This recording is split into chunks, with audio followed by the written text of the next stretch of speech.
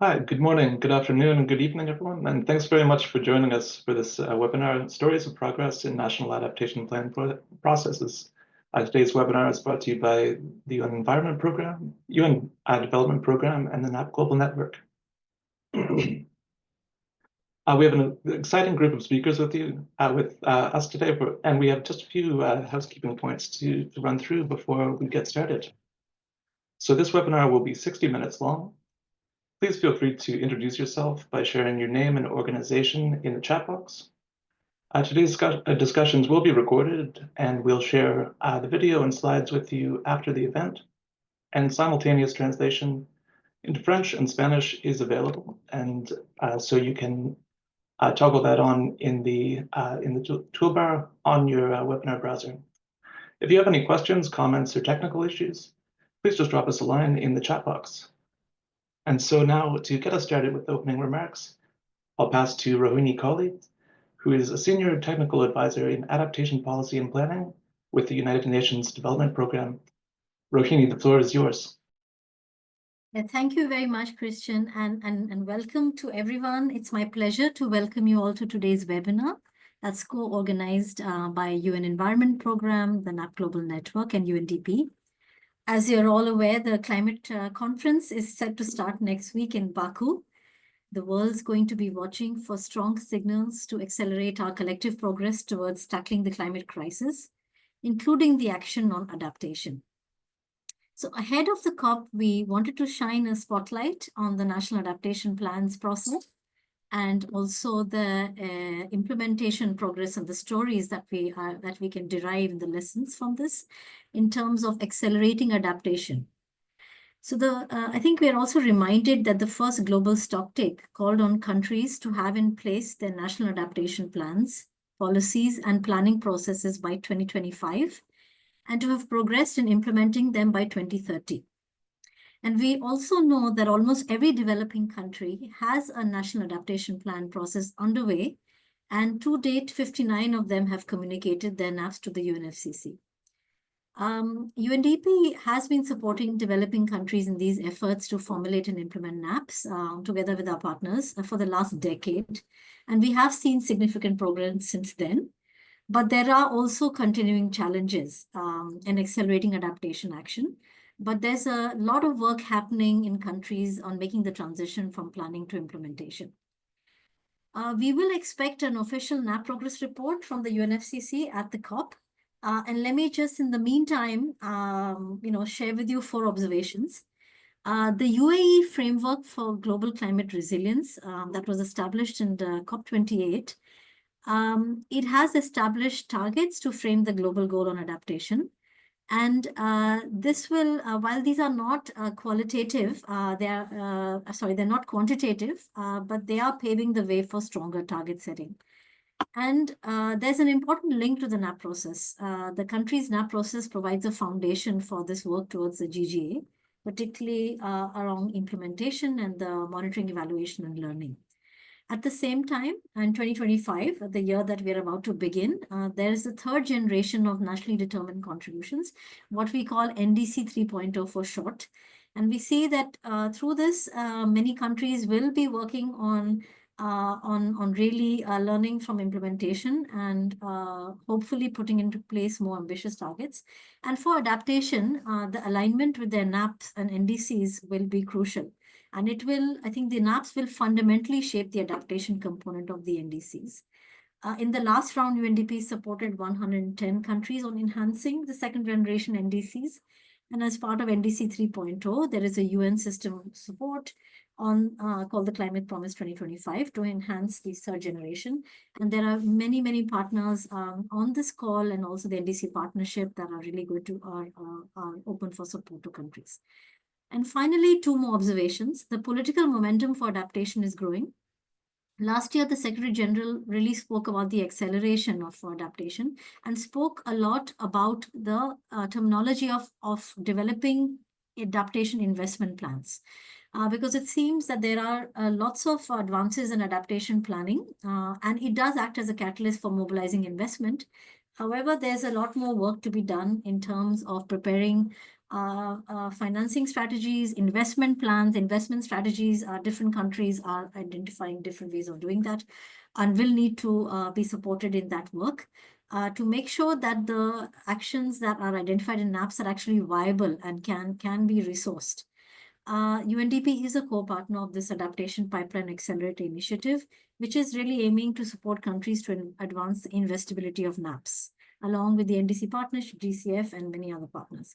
We look forward to continuing this work with partners, and particularly with the UNEP and with the NAP Global Network, and to continue supporting countries and accelerating adaptation. And we really look forward to hearing reflections from countries on their experiences. And without further ado, let me pass back to our moderator and wish everyone a great webinar. Thank you. Thanks very much, Rohini. I'll now pass to Lou Purpose, who is a National Adaptation Plan Officer with UN Environment, who will walk us through a skill test and quiz on National Adaptation Plan processes. Lou, over to you. Thank you, and good morning, good afternoon to everyone. Thanks for joining us. So I'm going to take us through a quick quiz that should pop up on your screen. So to have a bit of a warm-up and also hopefully learn a few things. So our first question for you, and please select one answer, is as of 2023, how many developing countries have undertaken at least one activity related to the formulation and implementation of NAPs? So not having the full NAP developed, but started the NAP process. So do you believe that's 58, 79, 108, 142, or not sure? Please select one answer.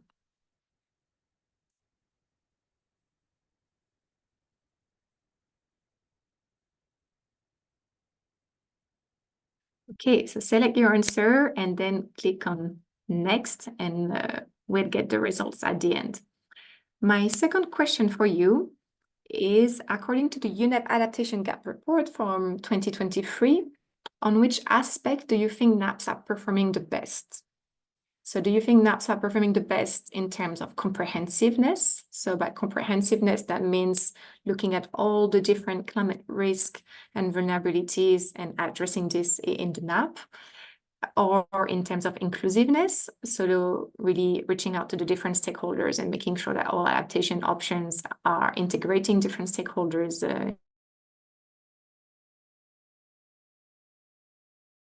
Implement. In terms of integration, so that means in terms we refer to my screen, I went back to the first question, if we can go back to the second question. So in terms of integration, so vertical or horizontal integration, so that's the different level of coordination at the different levels of the government, so district, regional, national, or different sectors, agriculture, fisheries, let's say, or monitoring and evaluation. So on which parameter do you think that the NAPs are doing the best? Please select one.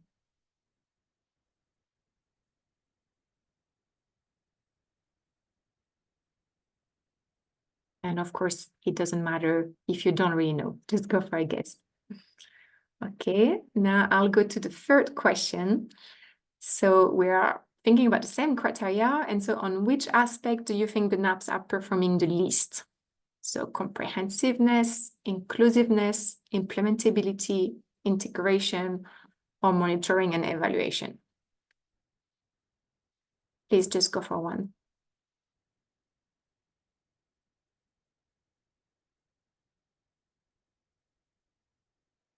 Okay, and now that will take me to our fourth and last question. So hit the next button. So in your country, on which aspect have you seen progress in the NAP process? So in terms of institutional arrangement and coordination, in terms of climate vulnerability of the priority sectors or region, inclusivity of the NAP process, identifying the adaptation options, formulating the NAP, developing the implementation plan, setting up the monitoring, evaluation, and learning frameworks, implementing the policies and projects identified in the NAP, or something else, other. And here you can choose as many as you want. So where do you see progress for the NAP process in your country on those aspects?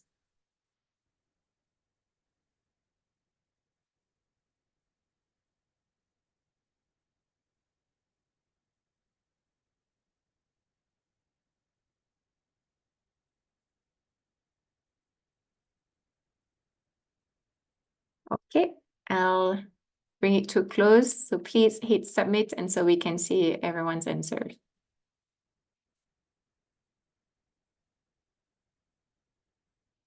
So you can see the answers perhaps. So on the first question regarding how many countries have developed, have started the NAP, it's 142. So quite many actually. It's really ongoing all around the world. Then in terms of the criteria where NAPs are performing the best, it's in terms of comprehensiveness. And where NAPs are performing the least, it's in terms of monitoring and evaluation. And then, of course, for the fourth question, there's no good answer, but it was for us to get an idea of where you're at in your NAP process. So thank you again for indulging us and taking the quiz, and I'll hand it back to Christian. Great, thanks so much, Lou. So I'll now pass to Anne Hamill, who is Associate Vice President of Resilience for the International Institute for Sustainable Development, and she'll moderate our panel. And the floor is yours. Great, thanks, Christian, and very glad to be part of this event today. So as we heard, as we head into a COP29 in Baku next week, we really wanted to take a moment to convene this conversation and highlight how important NAP processes are for achieving effective, inclusive adaptation at scale. So next month, NAP Global Network will be celebrating 10 years of supporting countries in advancing their NAP processes. And after a decade, we're more convinced than ever of how important NAP processes are for accelerating adaptation action. It is a country-owned, country-driven process that drives coordination, sets policy priorities, mobilizes resources, allocates support, and tracks progress on adaptation. And we know that this process can't be off to one side, but we really need to see it embedded in how a country routinely makes its decisions. And we also know that this is a really big ask. But countries have been working hard to make this happen, and an important progress is being made. And so we'll be hearing about some of these stories of progress today. And so with this, we're really pleased to be joined by three fantastic panelists. We've got Rebecca Madrigal, advisor with Costa Rica's Ministry of Environment and Energy. We also have Tran Thi Thanh Na, who is head of Vietnam's Adaptation Division and in the Department of Climate Change in the Ministry of Natural Resources and Environment. And then also we have Adasha Balfan, who is a stakeholder engagement officer in the climate change adaptation in Grenada's Ministry of Climate Resilience, the Environment and Renewable Energy. So welcome to all of our panelists, and we're thrilled that you can be with us today. So just to kick things off, Rebecca, I'm going to start with you and get the conversation going. So I know that Costa Rica has multiple policies that are relevant for adaptation planning. How do these policies actually speak to each other? We know that there's the 2022 National Adaptation Plan, as well as sectoral plans and district level plans. And so how did all of these plans work together, and why have you chosen this architecture to drive adaptation action in Costa Rica? Thank you. It's a pleasure to be here. Well, Costa Rica have a ministry that define our policies to the way in which policies public should be elaborated.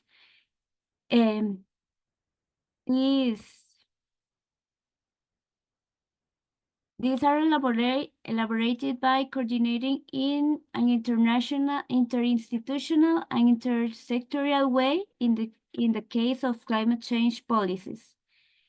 In the project called Plan A, developed by with funds from GCF and implemented by UNEP and Fund de Cooperación, in this process, the NAP was developed we developed regional NAPs too, and support was provided to around 20 local governments for the development of their NAPs. Well, in this process, we need to coordinate and articulate with different ministries their efforts. And this is the architecture that we have to develop the different policy publics that we have. And this is so important to important to coordinate with other sectors, with other ministries that to move the activities to improve these plans.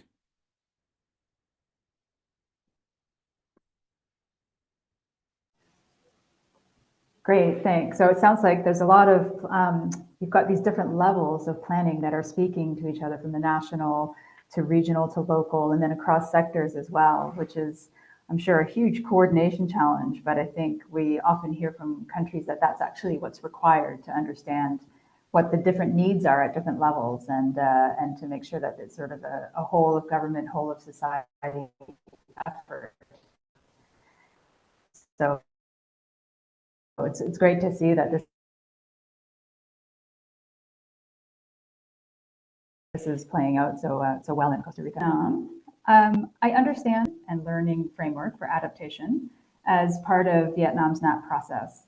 Could you please tell us how the government of Vietnam has used the monitoring, evaluation, and learning system to inform its upcoming third NDC, or as we heard earlier, NDC 3.0? Hello. Our NAP has been ratified by our Prime Minister in 2022, and in our NAP we have concrete. I mean that our NAP has aligned with all the NDC priority in adaptation, and we have set up our M&E system framework in order to evaluate the NAP process. And this M&E system consists of set of criteria in order to evaluate some set of criteria that we have been set up, such as state management of climate change, strengthening resilience and capacity to adapt to climate change, mitigating natural disaster risk, minimizing the damage caused by climate change, and also investment resources for climate change adaptations, science, technology, and international cooperation, also training and raising awareness relating to climate change adaptation. So the database that we are collected by the M&E system will be input for the evaluation of the NAP implementation, as well as the NDC evaluation. As you know, that our NDC have been updated in 2022, and we are on the way of the developing the upcoming NDC 3.0, and our M&E system will give us the data, the input for the adaptation monitoring for the NDC 3.0. Great, thank you. So sorry, I think the connection on my side might not be very good, but just so I understand, well, you've set up a system there where you're going to have criteria to evaluate who has been performing, and you're going to be, state has been managing climate risk, how resources are being invested, how efforts on training and awareness raising have been going. And so by collecting how progress has been going on these different fronts, you're going to sort of use the results of this evaluation to then inform your new NDC. Is that right? Yeah, I mean that. Okay. Wonderful, thank you. Sorry, my connection was not very clear, so I just wanted to make sure that I understood you well. Thank you so much for that. And so, Adasha, in Grenada, what's one example of a priority measure from Grenada's 2017 National Adaptation Plan document that's been implemented?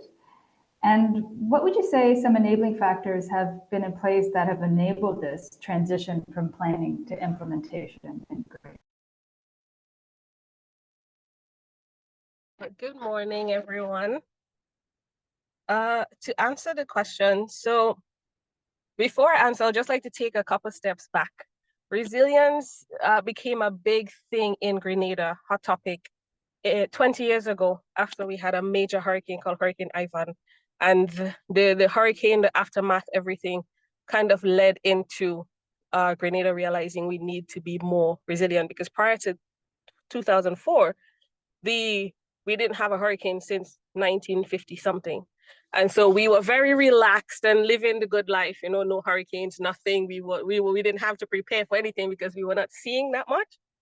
And so 2004 led into a movement with resilience and you know, building back on disaster risk management, which led to several programs and initiatives. 2015 came, and then the process for the first NAP came. The NAP process started. Our first NAP document was from 2017 to 2021. And there are several achievements here. And one major achievement, the one that to me, it's before my time working on the NAP, but it's very, very impressive. I would have to say is the G-Cruise project. And the G-Cruise project is a Grenada Climate Resilient Water Sector project, which heavily focuses on and makes amazing progress in making Grenada's water sector more resilient. This year, 2024, for the first time, we've been having water issues, but the drought that we experienced earlier this year, we had to put measures in place and have, you know, like when to use water, how much water to use. You couldn't wash your car, those sorts of things. But it was really, really bad earlier this year. And so this project has been working along to make our lives easier and simpler. So one of the major things here, we have the rainwater harvesting from the G-Cruise project, which is something that we have on the smaller island, which is Carriacou, but is this year becoming a big thing in Grenada. And from this project, we now have legislation or on the way to legislation to have anyone building new projects to include water harvesting as part of your home, your building, your offices, or whatever you're constructing, due to the drought that we experience and trends and what we're expecting to happen later on down the road in the coming years. And so some other initiatives with the G-Cruise project, we have, and this is coming from the newsletter that they released earlier this month, the construction of water storage tanks for communities in need. And this is where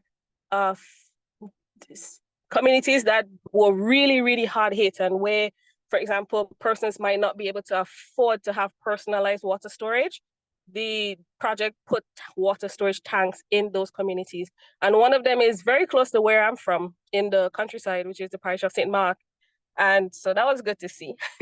There's also the Challenge Fund for Tourism. And this was a project which encouraged establishments within the tourism sector to refit their buildings with climate smart devices. And it was sort of like a competition.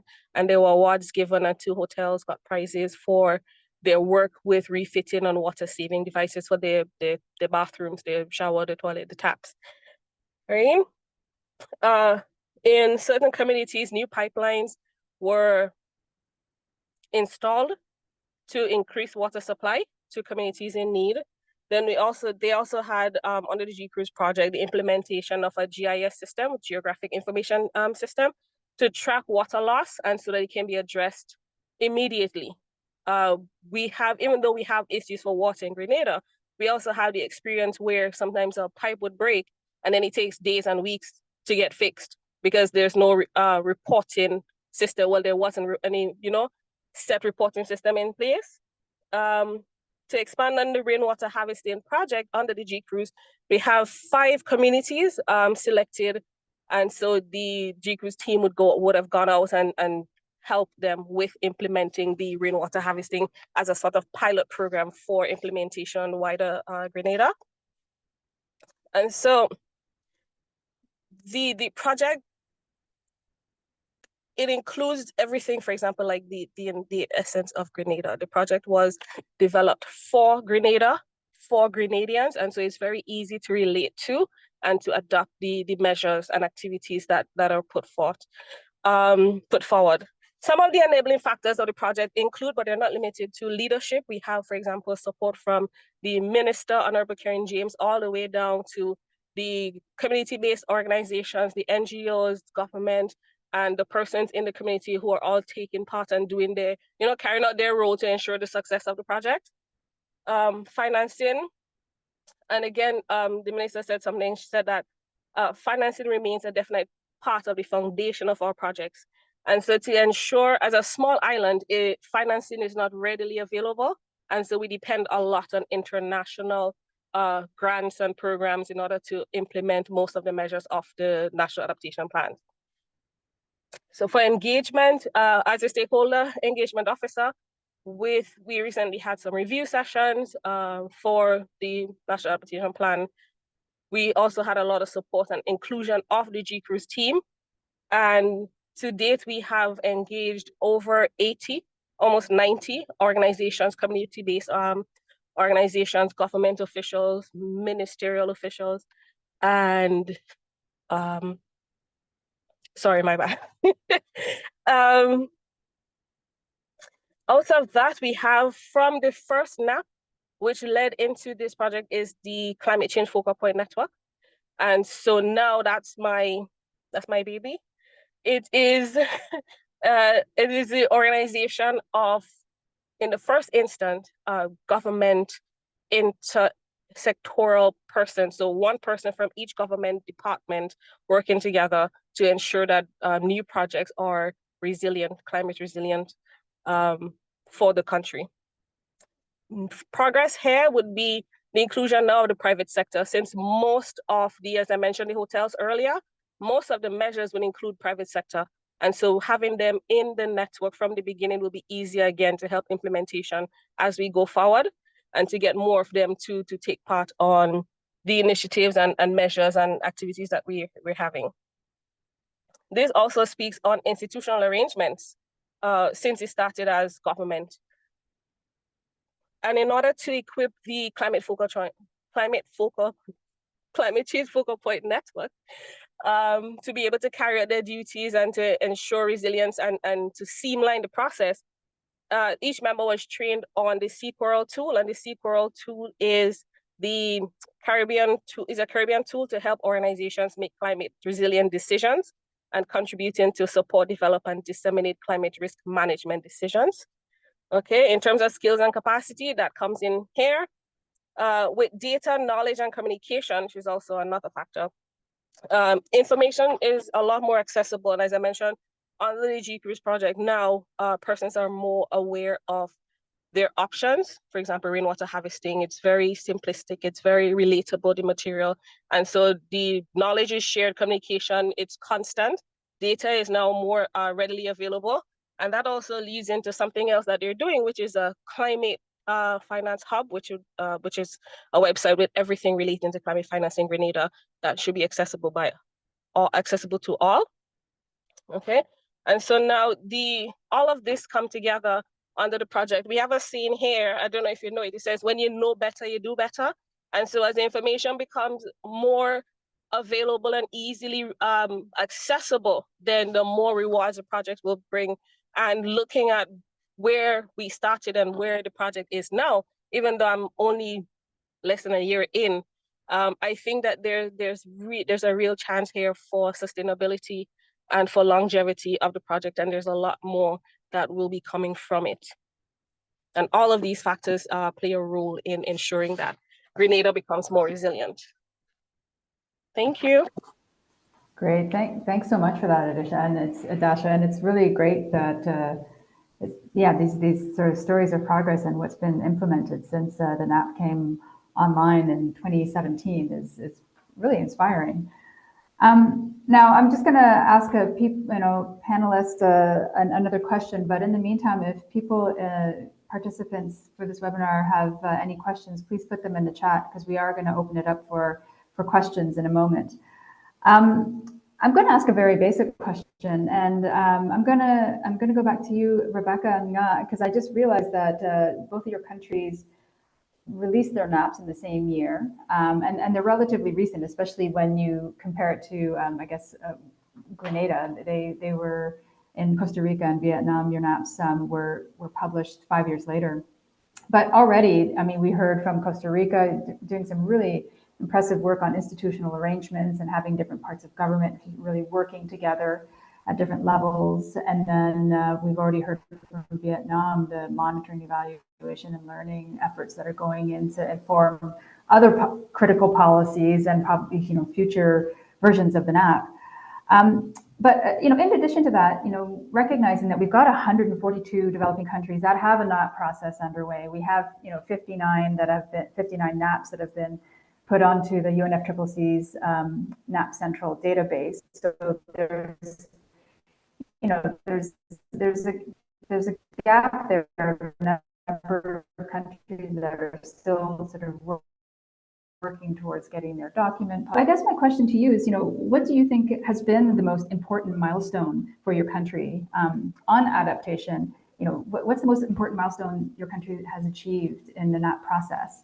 And I guess within that, what kind of advice would you give to other countries that are really working to advance their NAP processes? So maybe Rebecca, if you don't mind, could I start with you if you have any thoughts on that? Well, we start with the adaptation climate change policy, but in this way, with the NAP, the National Action Plan. From this policy public, one of the most important milestones is the process of follow-up monetary compliance that we have. This from a government point of view. However, I think one of the biggest gaps that we have is the education and understanding of climate change adaptation, so that all sectors and all stakeholders can be part of the implementation. But we share with other developing countries that we need for financial for the implementation of actions, both from the public and private sectors that we consider. And as a country, we have the advantage that the private sector is very active and participatory, seeking to be at the forefront. However, we still require support to bring communities and local governments in an articulate way, and that we have the technology and ML, monitoring, evaluation, and learning mechanisms adequate for the advancements of the NAP. I believe that we have a lot of that we need to enroll our efforts in this way, because this is about to identify what we need to do, and we need to more resources or other things that we need to improve our NAPs. Great, thanks so much, Rebecca. So it sounds like the adaptation policy was really important for really getting the NAP process moving. And then you referenced the number of times that you have a monitoring, evaluation, and learning sort of mechanism that's really helpful as well, and that's been really critical. But I think it's great that you've also pointed to some gaps that you need to consider and that need to be addressed going forward as well. And on that, you talked a lot about, well, you talked about awareness and finance. Although it's interesting that you mentioned that the private sector in Costa Rica is active, because I think that's one of the ongoing questions I hear a lot from countries is how do we get our private sector more engaged? So maybe there are lessons from Costa Rica that you might be asked about. So, but thank you for sharing that. I guess for you, what's your reflections on the question of some, the most important milestone in the NAP process? I think that the most important milestone for Vietnam that we have implemented the NAP is that we have set up a system in the national level as well as in the subnational level. So in the national levels, we Monterey, Ministry of Natural Resources and Environment with Rai Ministry have set up and the plan for implementation of the NAP. And after 4 years of implementation of the NAP, many climate change adaptation regulation have been issued, such as M&E system at the national level, as well as an M&E system for the sectoral level. For example, we have M&E system for natural, for the agriculture sector, for the transport sector, and for the health sector, for example. Also, we have ratified the guidance how to assess climate change impact. And so our ministry had made assessment for their sector, for example, transport sector or health sector. And also we have issued the guidance how to mainstreaming climate change adaptation into strategy and plans. So Rai Ministry and subnational locality can mainstream the climate change adaptation into their development plan. And at the local level, we have working very closely with the provinces in order to implement the NAP. Also, we help them to seek the budget from state budget to implement the NAP and also implement the M&E system at the provincial level. And also, after 4 years, we have achieved a lot of adaptation activity have been done, and some locality have focused on improving their capacity to adapt to climate change based on natural ecosystem and biodiversity. And also number of technologies have been applied for across the climate change adaptation activity. And yeah, I want to share with you that from our experience, we have our NAP ratified by Prime Minister, and in the document, in the NAP document, we have identified the responsibilities of the Rai Ministry and also provinces, locality, in order to implement the NAP. And also every year, the locality and Rai Ministry have to report to our ministry, to Monterey, how they implement the NAP, how it's going with the M&E system. And based on their report, we can see that is there any difficulties and any gaps that we can help them. And we also organizing with the help of UNDP and NAP Global Network. We are organizing the workshop training and also training how to implement the M&E system. And also we also help them to develop the adaptation activities and projects and finding the financial resources for these projects. So it's from our experience. Thank you.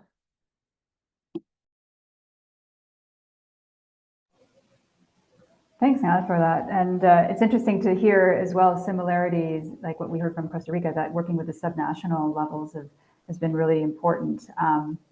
Working, with the provinces, for example. And it's clear that the sort of MEL system and the accountability system that's been built to sort of support the NAP process and NAP implementation has been really important milestone in the overall process in Vietnam. So thanks for sharing that. Dasha, I guess the same question goes to you. I mean, you shared with us some of the big successes and progress that's been made on with the implementation of the GCRUISE project. Is there another sort of milestone that you would really sort of pick out in the years that Grenada has had its NAP process quite active that you would want to share with this group? Yes, there are several. First, the coastal zone management UDate, and as I mentioned earlier, a lot of Grenadians, we lived a very happy life, not being affected by anything and not thinking of anything outside. I mean, on the local everyday level of the local everyday person, right? And so for us, the beach is a weekend way of life. And so you go to the beach, you barbecue, you just have fun, you go back home, you start your week, right? Now we're becoming more aware of what goes on underwater. We're becoming more aware now of sea level water coming up. For myself as a child, I can tell you, going to certain beaches on the weekends, when I go now, it's like, oh, the water wasn't all the way up here.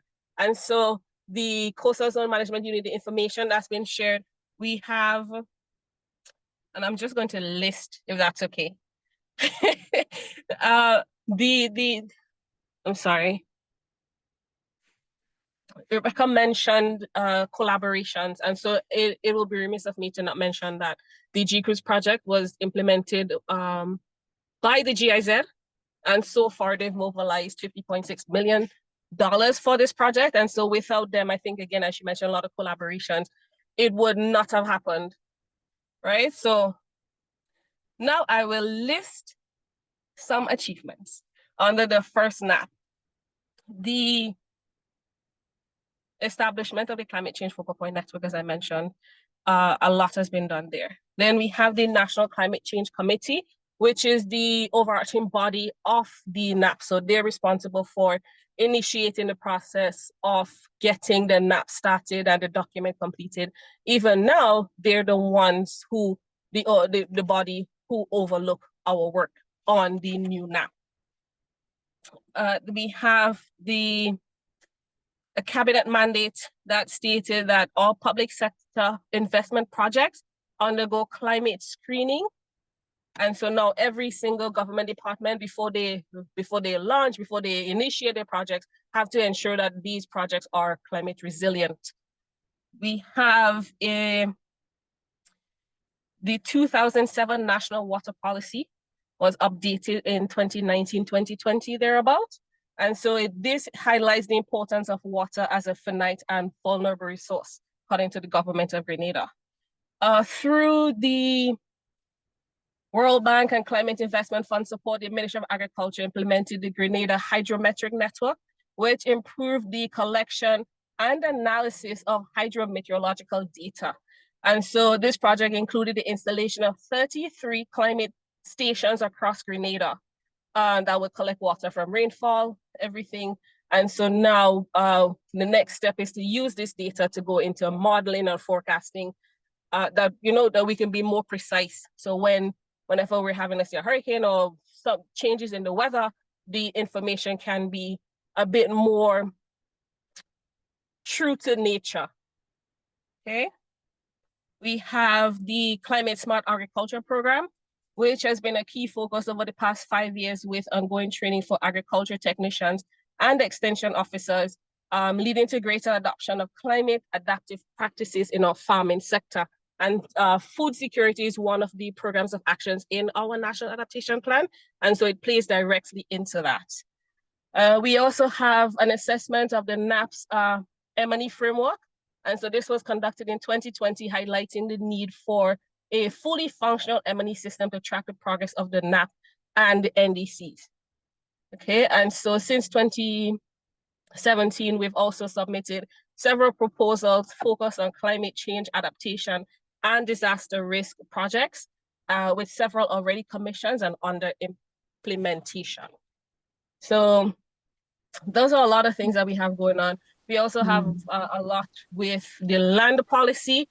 Again, similar to the water policy, which was 2007, updated 2019, 2020. I believe, I could be corrected here, that the land policy we had was from since 2002, and the update was 2017-2018 under the first National Adaptation Plan for Grenada.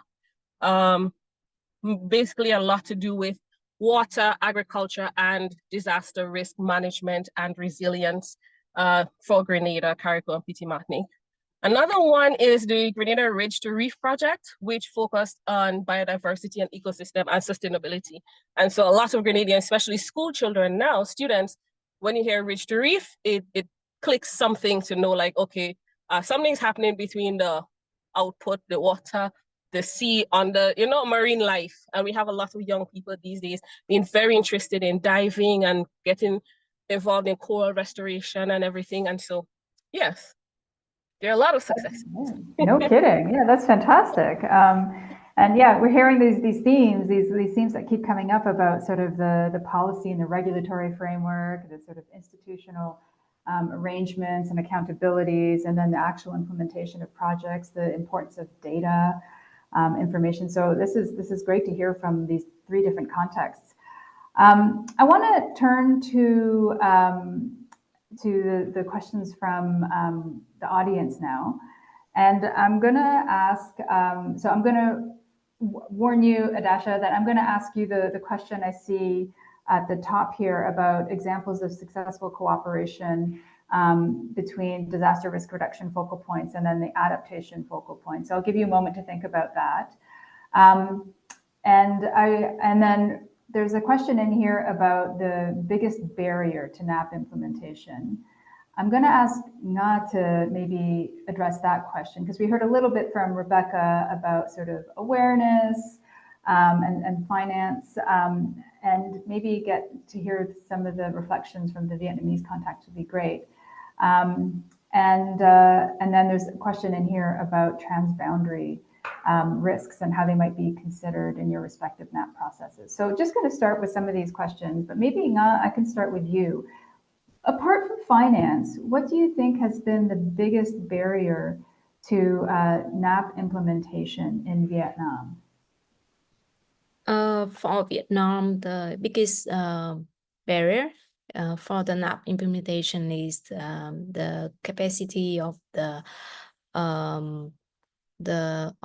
people in the provinces and at the local level, because climate change is quite a new issue for Vietnam. So in order to explain for the locality what is the NAP, what is the climate change adaptation, and how to minimize risk and impact of climate change, it's very, very hard. And also climate change regulations have been issues for just 3 or 4 years recently. So it takes time for us to organize meetings and workshop and also trainings. For example, for M&E system, we have been organized many meetings, but there's such a barrier that the M&E indicator is quite comprehensive for them, and the process of collecting data for the M&E system require the skill, the capacity, and the locality. They cannot collect all the information that are needed. So, but we are from Monterey. We think that learning by doing. So we plan to be with the locality in order to help them in collecting data, in analyzing, and also, we have collaborated with the NAP Global Network to develop the manual, and also we think that this manual will help them to collect the data and analyze the data and making a report. And we also developed the M&E online system with the support of GCF funded project and implemented by UNDP. So this online system can help them to implement the M&E system to report the M&E indicator. And also we planning to put the training and videos and guidelines on the web. So every time that they need the resource, they can reach. And also we put all the regulations, papers, and risk assessment guideline in our web. So we think that time to time our adaptation database will help us to raising the awareness and also help them to build the capacity in implementation of the NAP and M&E system. Great, thanks. So a lot of efforts, already a recognition that capacity in provinces and at the local level are going to be absolutely critical for implementation. So some investments already being made to address that gap. Rebecca, turning to you, there's a question here about transboundary, climate risks and considerations. And yeah, is there,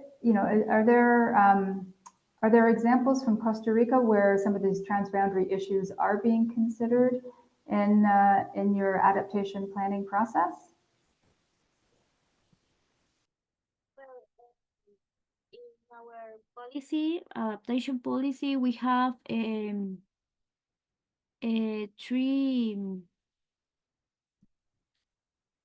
three approaches that it's about climate risk, about disasters, about communities, and about territorial management too. And in this process, we have to report efforts from different institutions that have this an important role in these approaches. And for us, I think that we have a gap with migration too. It's in this moment we are working with collaboration with the organization for migration. I don't remember the name in English, but we call OIM. It's so important, but these efforts are in local migrations that we have because we in the region, we in the Central America region, we have a lot of similitudes with other countries, and we in this moment we don't see a lot of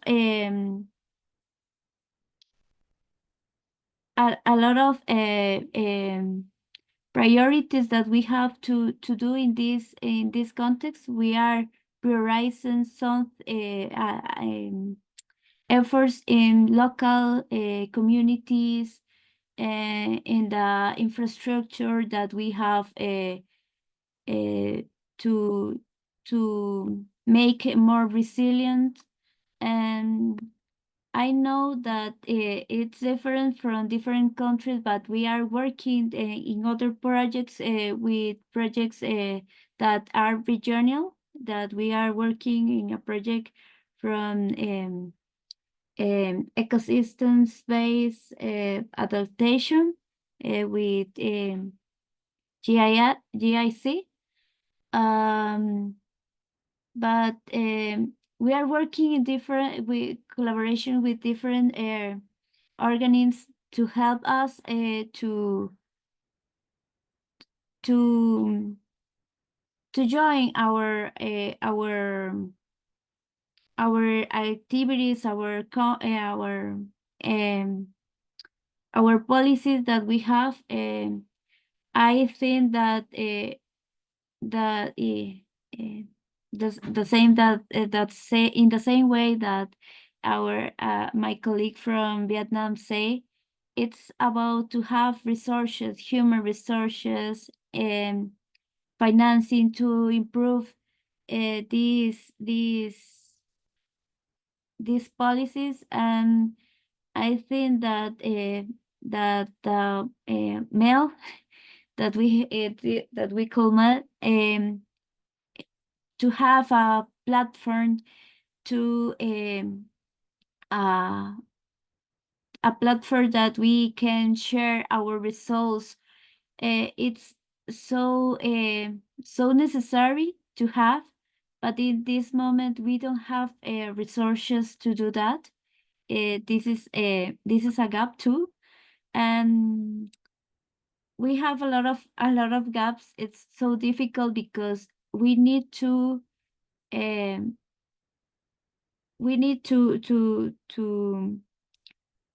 understand that the adaptation is the focus from the developing countries, and we need to make more alliance, more activities to be more resilient countries. Fair enough. That's great. Yeah.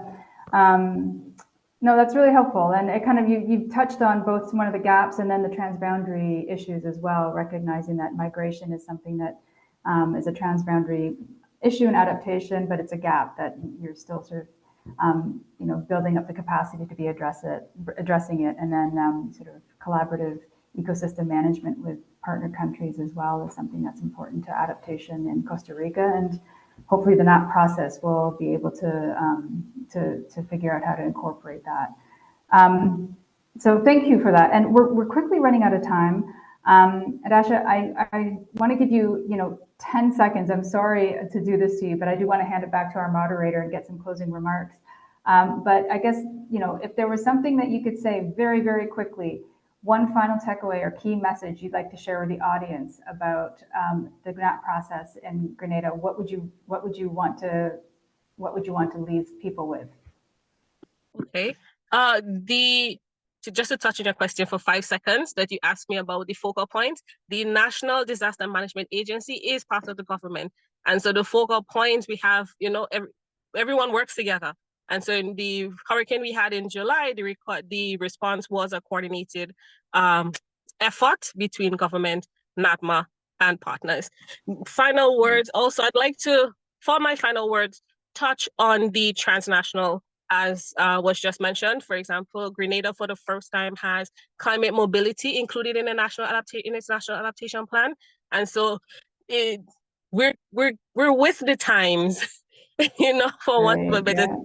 We're familiar with Caribbean talk. We're with the times. We're taking note of what's happening and what's not just trending, but what's important and what will impact us, and ensuring that the document that we present now is something that is holistic and addresses everyone and their concern in proportion to how the impact we can have on us as citizens, as a country, as a nation. Thank you so much for having me. Thank you. Thank you so much to all three of you for sharing what's been going on in your countries. Obviously a lot, and we're just getting started.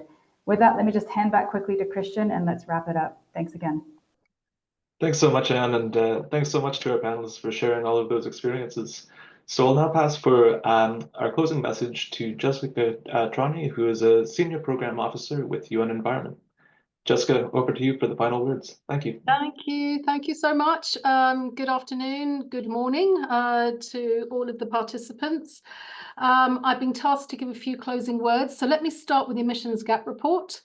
That was released last week, and it basically shows that we're rapidly approaching 1.5 degrees centigrade average global warming above pre-industrial levels, and that on current trends, we're on course for 3.1 degrees by the end of the century. If NDCs are implemented, we could limit this to, on current NDC ambition, 2.6 degrees. So what this means is that we need to adapt. And so the efforts that you are all involved with at the country level are really, really critical. And of course, these are iterative processes that need to happen at regular intervals. Why? Because the climate change risk is changing, it's dynamic, and climate risk assessments and adaptation strategies need to be updated at a regular at regular intervals. We heard really interesting example from Vietnam about how they're linking up monitoring of NDCs to subsequent and monitoring of NAPs to subsequent cycles of NDCs. Very interesting approach, particularly given that the adaptation gap report that was published last year highlighted that monitoring and evaluation is the weakest point in NAP processes to date. So we urgently need to scale up adaptation to address the rising impacts. However, of course, finance is a huge stumbling block, and we know that the gap is getting wider. Climate risks are worsening and the gap is getting wider. And I'm sorry that I have to give really, worrisome messages, but that is the situation.